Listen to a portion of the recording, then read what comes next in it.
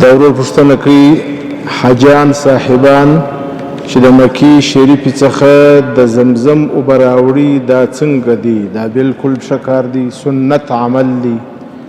ترمذی شریف کې په کتاب الحج کې د ام المؤمنین عائشه رضی الله عنها روایت دی. ام المؤمنین عائشه رضی الله عنها چې به کله د حج څخه تلله د ځان سره به د زمزم اوبه وړلې او دی به ویله چې نبی اکرم صلی الله علیه وسلم به د ځان سره د زمزم اوبه وړلې. او رد المحتار شریف لیکلي دي، زموږ تاسو د فقه مستند کتاب دی. هغه وایي د حاجیانو صاحبانو لپاره دا مستحبه ده چې د ځان سره د زمزم اوبه ویسي. د زمزم اوبه پکار دي. ټول اوبه یو رقم نه دي، ټول مځکې یو رقم نه دي، ټول وطنونه یو رقم نه دي، ټول انسانان یو رقم نه دي. هر څه کې فرق شته. نو چې هر څه کې فرق شته دا رقم په هر شي کې فرق شته. هغه اوبه د برکت اوبه دي، باید هغه اوبه د ځان سره ویسې او هلته یې ورکړې او خلکو ته یې ور تقسیم کړي چې کوم خلک راځي. دا ورور وایي بعضې ځوانان په اخترونو یا ودونو کې لاس یا ګوته سره کوي په نکریزو. دا روا دي که ناروا؟ ما یو چاته وویل هغه ویل چې دا ما یو چاته وویل هغه ویل چې دا مه کوه، هغه ویل مشکل نه لري. نه مشکل لري. حدیث شریف کې راځي نبی اکرم صلی الله علیه وسلم فرمایي دا الله جل شانه لعنت دی وي پر هغه نارینهو چې د ښځو چمونه کوي. الله جل شانه لعنت دی په هغه ښځو باندې چې د نرو چمونه کوي. علي قاري رحمه الله په مرقات شریف کې دغه حدیث شریف په شرح کې لیکلي دي، وایي هغه نارینه چې د ښځو چمونه کوي نو بیا تشریح کړې ده، وایي په لباس کې، په انداز کې، په شکل کې، فی الخضاب په رنګ کې. نو بیا دا هم لیکلي دي وایي کومه ښځه چې لاس نه سره کوي، لاسو پښې، لاسونو پښې همیشه سپین وي لکه د نارینه و، هغې لپاره دا مکروه دي. او کوم نارینه چې بیا دا کار کوي د ښځو سره مشابهت کوي دغه لپاره دا ممنوع دي. البته د ضرورت په خاطر باندې که څوک مریض وي د مریضي په خاطر باندې بیا مشکل نه لري. لکه دا بعض خلک وایي پښې مې سوځي، د پښو د سوځلو په وخت کې بیا پښې سرې کړي، هغه مشکل نه لري. دا ورور وایي آیا د غسل کولو په وخت کې د نامه و غوټۍ ته دننه اوبه رسول ضروري دي که نه سربیره بسنه کوي؟ نه سربیره بسنه نه کوي، ځکه د غسل په باره کې حکم راغلی دی فتطهروا، دا مبالغه ده، ښه پاکي وکړي. زموږ علما وایي تر کومه ځای چې د اوبو رسېدل ممکن وي اوبه به رسوي. خوله پرې مینځل فرض دي، پزه پرې مینځل فرض دي.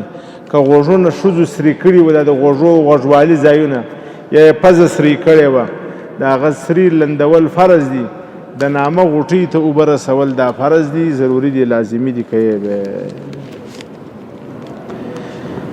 زموږ امام صاحب د مازګر په لمانځه کې د الحمدلله یو آیت په زوره ووایه، نور یې بیرته قرار ووایه، سجده سهو یې نه وکړه، لمونځ یې صحیح سو و، لمونځ صحیح دی. که په زوره قرائت په قرار منځو کې لکه مازګر و ماپښین قرار منځو کې څوک په زوره قرائت یا په زور المنځو کې لکه ماښام و ماخستن و سهار کې څوک قرار ووایي نو لمونځ سجده سهو به کوي. دا کله که د درو آیاتو په اندازه باندې مخالفت وکړي، 3 آیاتونه، او که یو آیات ووایي نو ګنجایش شته. د لمونځ کوونکي مخ ته چې څومره مسافه وي سړی تیر سي، داسې غټ مسجد وي لکه دا زموږ تاسو مسجد چې غټ مسجد وي. غټ مسجد هغه ته ویل کېږي چې زموږ تاسو په ګزه باندې، زموږ تاسې ګز چې دي په دې ګز باندې 20 ګزه وي. که داسې غټ مسجد و هغه مسجد کې بیا 3 صفه، په کم صف کې چې دی ولاړ دی 2 صفه نور، تر دې اخوا ته تېرېدل بیا مشکل نه لري. یا یو څوک په صحرا کې، د صحرا معنی دا رقم ځای کې ولاړ دی، چاردیوالي نه لري د باندې، لکه دا اوس د باندې صحن دی په خلاصه علاقه کې ولاړ دی، بیا تر 3 صفه اخواته چې تیر سي یعنی 3 متره اخواته بیا مشکل نه لري. او که مسجد صغیر کوچنی مسجد و یا کوټه موټه وه نو په هغه ځای کې بیا مخته تېرېدل بغیر له سترې چې ستره نه وي نه دی جایز. او که مخته یې ستره د یوه لاس قدر په اندازه باندې چې دومره شی مخته پروت بیا تېرېدل مشکل نه لري.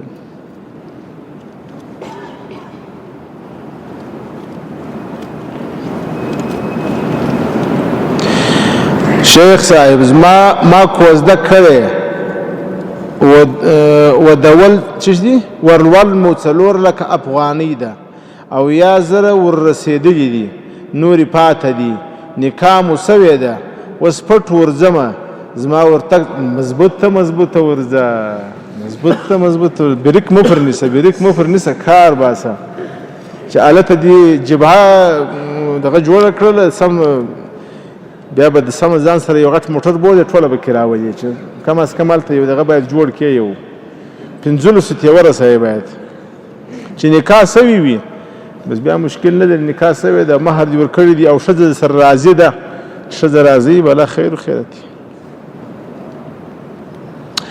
د نکاح په تجدید کې د ښځې وکالت سړی اخیستلی سي او که نه بلکل یې اخیستلی سي مشکل نه لري او نکاح هم تړلی سي مشکل نه لري. په دې کې نکاح هم دا یو سړی تړلی سي د خپل ځان د خوا اصل دی د ښځې د خوا وکیل دی.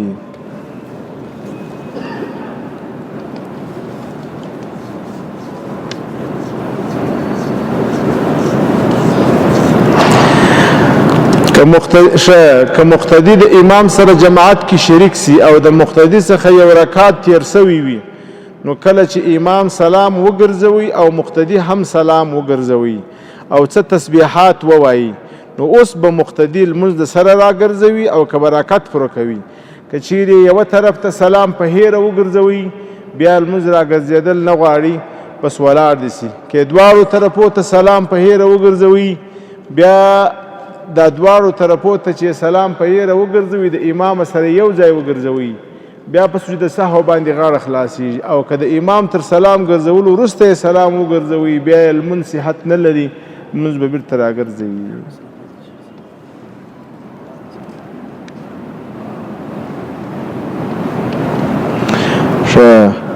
او کله چې ملګري په خپل مابینځ کې تجدید د نکاح کوي اسانه طریقه یې څه ده؟ اسانه طریقه یې دا ده چې د 2 ملګرو په مابینځ کې یو سړی کښېني 2 ملګري وي د هغو په مخ کې دا ووایه چې وروره زما هغه ښځه چې زما په کور کې ده زما پر نامه ناسته ده یا زما په کور کې وس ناسته ده نوم یې واخلي هغه ما و خپل ځان ته د دې د خوا زه وکیل یم د خپل ځان د خوا اصیل یم هغه ما و خپل ځان ته د شرعي مهر په مقابله کې په نکاح کړی ده تاسې یې ګواهان بس نکاح خلاص ایجاب و قبول وسو.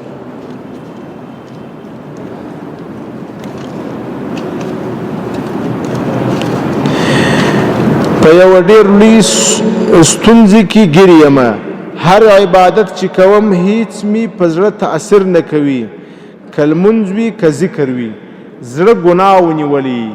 حدیث شریف کې راځي کله چې انسان یو ګناه وکړي نکت فی قلبه نکتة سودا د انسان پر دې زړه باندې یو توره نکته پیدا سي. که یې توبه وکړل هغه ګناه پاکه سي که یې توبه نه وکړل نو چې بله ګناه وکړي 2م ټکی 3م ټکی 4م 5م 6م 8م 10م آخر دا زړه ټوله تک تور سي. قرآن شریف کې الله پاک وایي کلا بل ران علی قلوبهم بیا دا زړه ټوله زنګ ونیسي بل طبع الله علی قلوبهم بل طبع علی قلوبهم زړه باندې مهر وویل سي بیا په دا زړه باندې اثر نه راځي. نو زړه پاکول ضروري دي او د زړه پاکول دا د صالحینو په صحبت باندې او د ګناهو څخه په توبه باندې کیږي. اموال تجارتی که در راه باشد پیشفروش تجار بر دکاندار پیشفروشی تجار بر دکاندار جایز است در حالی که هر دو طرف توافق داشته باشد. 2 قسم است.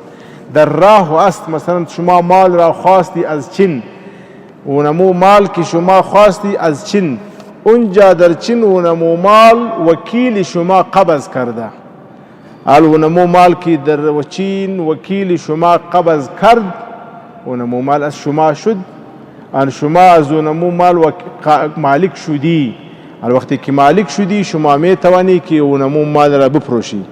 یک صورت این است که اونمو مال به کابل که می آید به شما تسلیم میشه. مثلا در اینمی راه که است به ذمه شما نیست، در راه به ذمه اونمو شرکت است، در کابل شما از او تسلیم میکنی. پس در اونمو اگر در راه هلاک شد از جیب شما نیست، از جیب اونمو شرکت. در اونمو صورت خو مال شما نیست، شما قبض نکردی، که قبض نکردی بر دیگر کس نمیتوانی که بفروشی. در اینمی صورت پس آسان حل اینمی است که شما همراه دکاندار وعده کنی. فروختن جایز نیست، وعده جایز است که شما به دکاندار بگویی که مال ما می آید، ما به شما می فروشیم به اینمی قیمت میتیم، یا او از شما بخواه که به ما بیتی به دیگر کس نتی، شما وعده کنی که میتیم به شما وعده کنی. وعده پس صحیح است. بله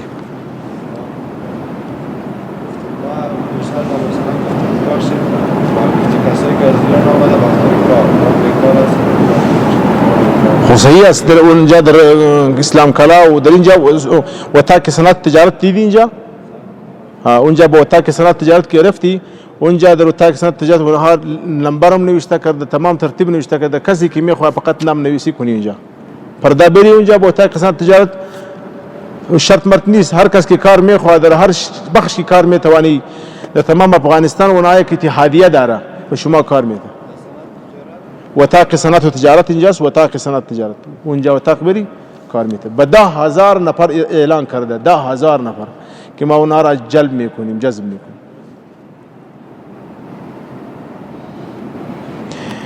اروپا، امریکا او خارج هیوادونو ته د کار لپاره تلل څنګه دي؟ که ستا دین و ایمان پکې محفوظ وي، په ځان باندې یقین ویني، بیا مشکل نه لري. او که چیرې په دې باندې ویره لري چې زما دین و ایمان ته خطر دی، نو بیا جواز نه لري. زموږ امتحانونه دي، خاص دعا راته وکړي چې الله پاک یې په خیر تیر کړي، الله پاک دې په امتحان کې کامیاب کړه، الله جل شانه یې درته اسانه کړي. زموږ سره د مشکلاتو د حل لپاره دعا راته وکړه، الله پاک دې ستا زموږ او د ټولو حاضرینو غائبینو د ټولو مسلمانانو ټول مشکلات حل کړي. د مشکلاتو د حل لپاره تر ټولو بنیادی او اسانه دعا لا اله الا انت سبحانك اني كنت من الظالمين. دا سیدنا یونس علیه السلام د مشکلاتو په وخت کې وویل، الله جل شانه وی فاستجبنا له ونجيناه من الغم. د دعا مو قبول کړل، دی مو د غم خلاص کی. وکذلک ننجي المؤمنین. او داسې هر څوک چې دا دعا ووایي د غم خلاصون. پوس واس په مسله جواب نه راکوي، ویده یاست جواب نه راکوي، اول جواب نه وایي، ټول پزې تړلي دي لکه تا ولي ټول مریضان. جواب راکوي پوس واس په خبره چش به وایست لا اله الا انت سبحانك اني كنت من الظالمين. چې هر غم در باندې رالی دا دعا وایي، الله پاک به نجات درکړي.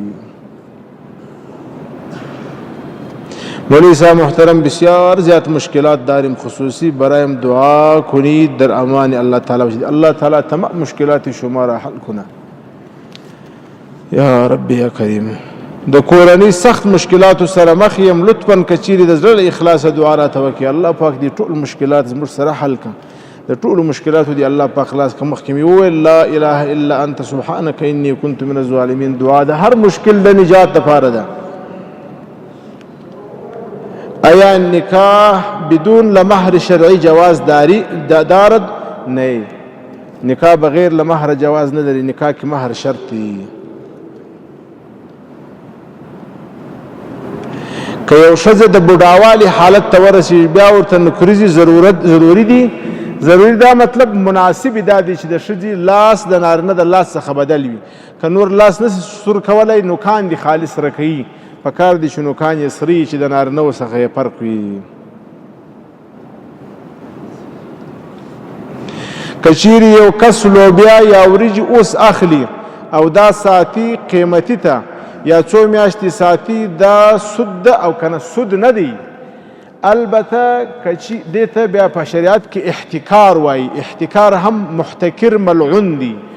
نبی اکرم صلی الله علیه وسلم وایي څوک چې احتکار کوي پر هغه لعنت دی. دا لږ پورته کړه، څوک چې احتکار کوي په هغه باندې لعنت دی.